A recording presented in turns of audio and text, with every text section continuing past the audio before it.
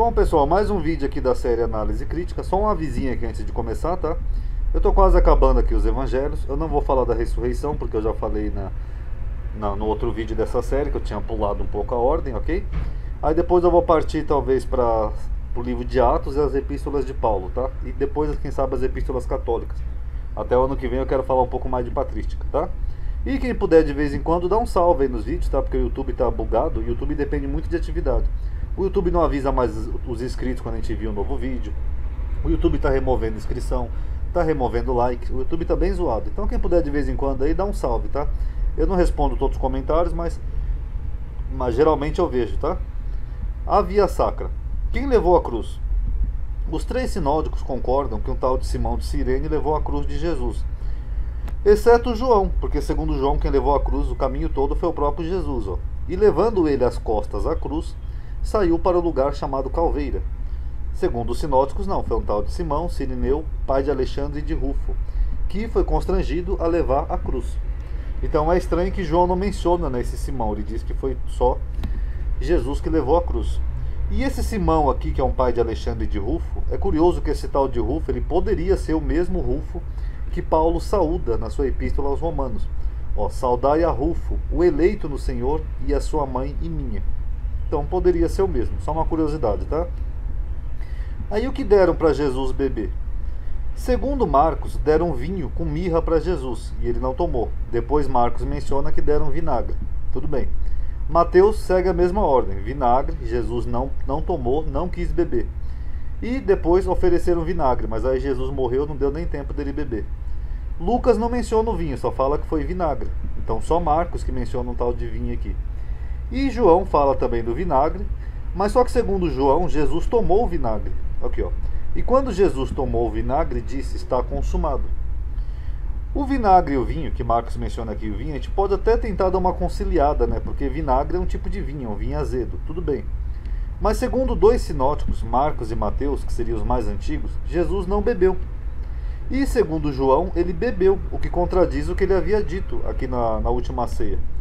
Ó, e digo-vos que desde agora não beberei deste fruto da videira. O que é o fruto da vide ou da videira? É o vinho.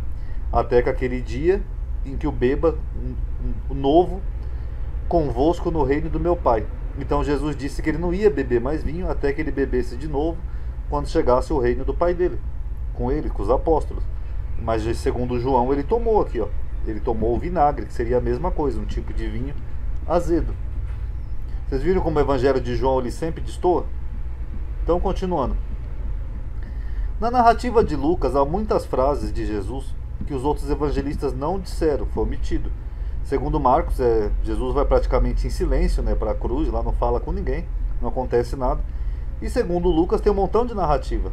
Tem umas mulheres chorando e Jesus diz algumas frases para ela. Filhas de Jerusalém, não choreis por mim, chorais por vós mesmas e por vossos filhos, etc e tal. Segundo Lucas também, Jesus disse, Pai, perdoai-vos, eles não sabem o que fazem. Essa frase aqui é comprovadamente um acréscimo, tá, dos pais da igreja. Mas fora essa frase aqui, nós temos mais interação de Jesus com o bom ladrão, com as mulheres chorando, com várias pessoas, o que é omitido pelos demais evangelhos. Da onde que Lucas tirou isso? Então nós não sabemos. Já com relação aos ladrões, os evangelhos falam que Jesus foi crucificado entre dois ladrões. Marcos e Mateus e Lucas concordam nisso, correto. Só que em Mateus e Marcos, os homens são simples ladrões, salteadores. Isso não seria suficiente para serem condenados a uma crucificação. Havia outras formas de execução. E essa forma, né, a crucificação, que seria dolorosa e também dispendiosa, ter que gastar madeira, tudo só para prender um simples ladrão, né, que seria uma pena de morte, ela era reservada mais para revolucionários e escravos rebeldes, que eram os maiores inimigos do império. Então Lucas dá uma corrigida, né, o que eram aqui salteadores, em Marcos e Mateus.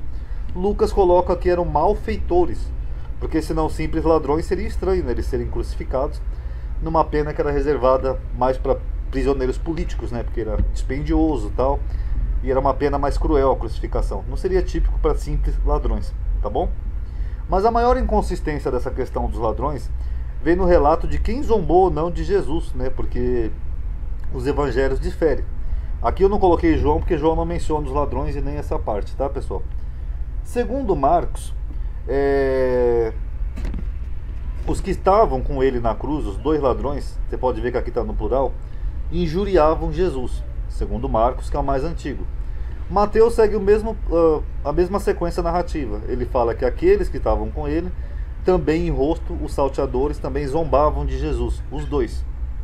Mas Lucas dá uma mudada na história. Lucas fala que só um dos malfeitores blasfemava contra Jesus, e o outro ainda defendeu Jesus, né? Repreendeu ele, falando, nós cometemos crimes, mas esse homem é inocente, não sei o quê.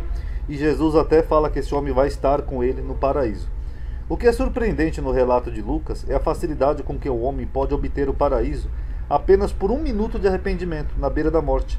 O que, aliás, é típico da teologia Paulina-Lucas, né? Da dupla Paulo-Lucas, onde basta apenas aceitar Jesus e ser salvo. Porque a gente não sabe a história desse ladrão, nem da onde Lucas tirou essa passagem que Jesus supostamente perdoou esse ladrão. Nós vemos aqui nos outros evangelhos que os dois zombavam de Jesus, mas segundo Lucas não. No último minuto ele se arrepende, até defende Jesus, e pronto, ele já está salvo. Em verdade te digo, estarás comigo no paraíso. Então isso é típico da teologia paulina, de quem Lucas era discípulo.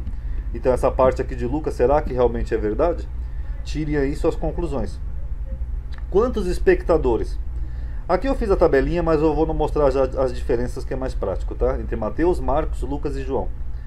E Marcos e Mateus apenas mencionam que mulheres observavam à distância ou de longe. Ok, estavam ali algumas mulheres olhando de longe. Mateus concorda, olhando de longe. Lucas também, olhando de longe. Só que quando chega em João, essas pessoas estavam junto à cruz. Então João já dá uma mudada brusca na história. Em Lucas são mencionados todos os conhecidos de Jesus e as mulheres, também de longe, mas aqui segundo Lucas, os conhecidos de Jesus estavam todos lá quando ele foi crucificado. Da onde Lucas tirou isso? Porque Marcos e Mateus não mencionam todos os conhecidos de Jesus. E em João estão especificadas 4 mulheres que estavam de pé junto à cruz, entre as quais a sua mãe. E no versículo seguinte temos Jesus falar com a sua mãe e o discípulo amado. Tá. Então João mostra que tinha as mulheres, mas ele coloca também um discípulo amado. Você lembra que eu falei naquele vídeo, será que o discípulo amado é uma mulher? Porque João é o único que menciona o discípulo amado já no diálogo com Jesus. E quando você vê aqui em Marcos, Mateus e Lucas, pulando Lucas, né, que só menciona algumas mulheres, você vê que só tinham mulheres na crucificação de Jesus. Então, tirem suas conclusões. Agora, comparando ali aquela tabela, nós podemos ver o seguinte, segundo Marcos, estavam apenas de longe mulheres, segundo Mateus também. E segundo Lucas, tinham homens e mulheres de longe. Lucas já destoa da narrativa. E segundo João, não, estavam junto à cruz mulheres e um discípulo. Já muda a narrativa. Segundo Marcos, estava Maria Madalena, segundo Mateus e segundo João. Eles especificam.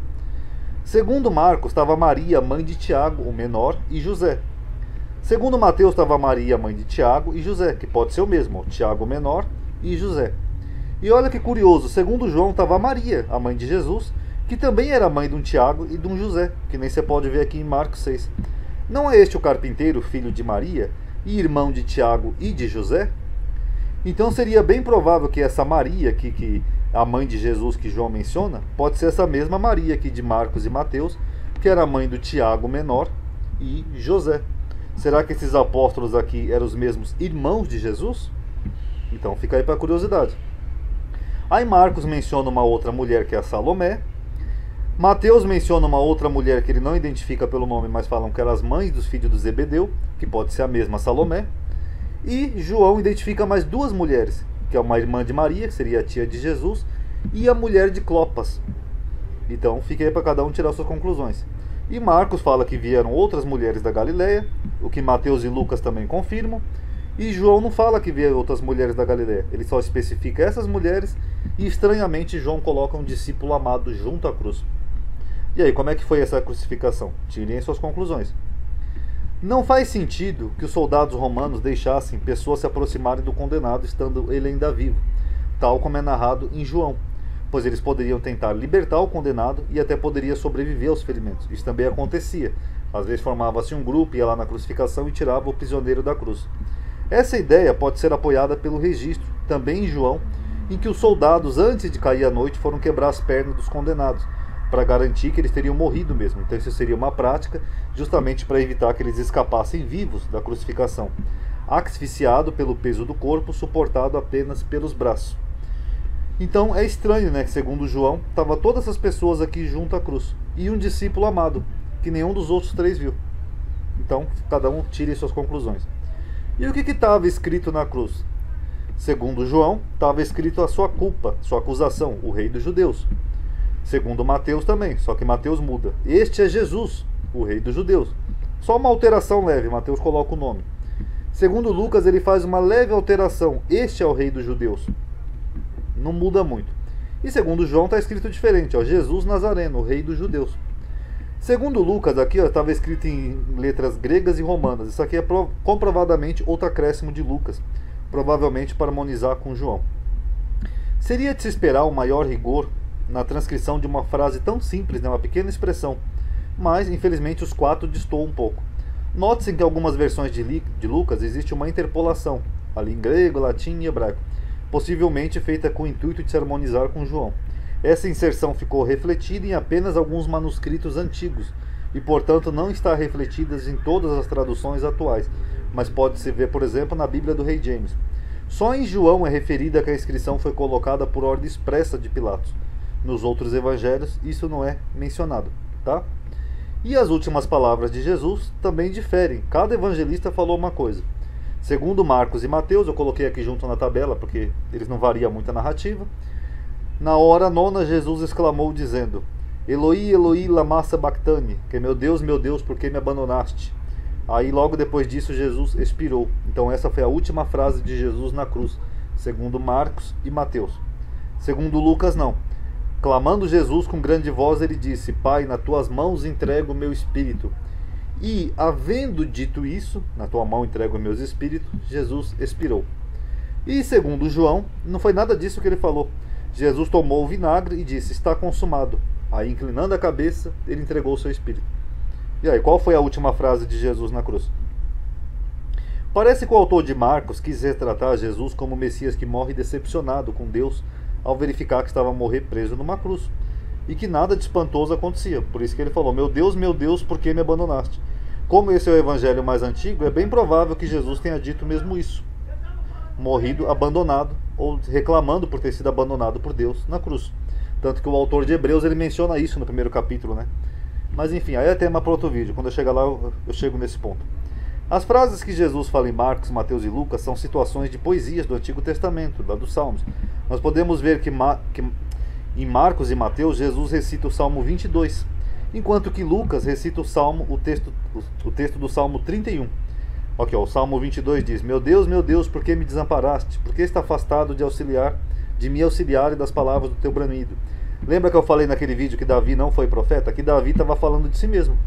Então, segundo Marcos, ele quis colocar o mesmo clamor de Davi em Jesus. Meu Deus, por que me abandonaste? E já Lucas não, ele dá uma mudada, ele cita o Salmo 31. Nas tuas mãos eu entrego o meu espírito, tu me remiste, ó Senhor, Deus da verdade. É compreensível que Lucas não quisesse retratar Jesus a recitar um texto que inspirasse decepção. Abandonaste-me por quê? Pois o Filho de Deus não poderia duvidar do seu Pai. Isso segundo Lucas.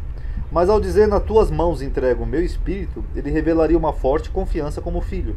Ah, tá vendo? Jesus não morreu abandonado não, ele entregou o seu espírito com toda a confiança na última hora. Então dá a impressão que Lucas fez essa modificação para isso. Portanto, as duas citações têm valores opostos. E no fim das contas é considerado que Jesus nessa altura era um homem em agonia, asfixiado numa cruz. A última coisa que ele se lembraria seria recitar algum salmo antigo. Daí a frase mais realista está na versão de João, ou seja, está consumado.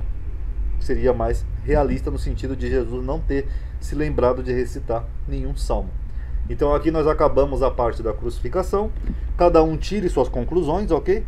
Essa parte aqui que eu falei sobre Maria, que os evangelhos mencionam aqui, e por coincidência a Maria, mãe de Jesus, também era mãe do Tiago e do José. Talvez eu faça um vídeo à parte aqui da série para mostrar essa curiosidade, tá? Que existe uma grande possibilidade de que os apóstolos de Jesus fossem irmãos dele, tá? Mas aí fica para um outro vídeo. Paz a todos.